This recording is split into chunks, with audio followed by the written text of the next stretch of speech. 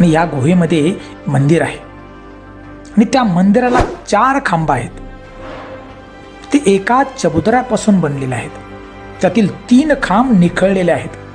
परंतु त्याबद्दल असं बोललं जातं की एक खांब निखळला तेव्हा सत्ययुगाचा अंत झाला, नंतर दुसरा खांब निखळला तेव्हा त्रेतायुगाचा अंत झाला आणि तिसरा खांब निखळला तेव्हा द्वापार. या शिवलिंगाची उंची जवळजवळ 5 फूट आहे आणि त्यामुळे अर्धी पिंड ही नेहमी पाण्यामध्ये असते. इथं येण्यासाठी भाविकांना पाण्यातूनच यावं लागतं, ते सुद्धा थंडगार पाण्यातून. आणि तिथलं एक चमत्कार आहे बघा बांधवांनो, की इथं असलेल्या पाण्याचं तापमान प्रकृतीच्या उलट दिशेनं काम करतं. की म्हणजे जेव्हा बाहेर वातावरण गरम असतं तेव्हा हे पाणी अतिशय थंड असतं बर्फासारखं, आणि जेव्हा बाहेर वातावरण थंड असतं तेव्हा येथील तापमान गरम असतं. पावसाळ्यात पाण्याचा प्रवाह अतिशय जोरात असतो.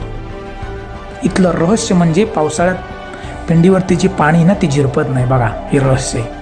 म्हणजेच पावसाळ्यात पिंडीवर पाणी बंद होतं आणि इथं एक रस्त्यात मोठा पाण्याचा प्रवाह लागतो, त्यालाच मंगलगंगा असं म्हटलं जातं.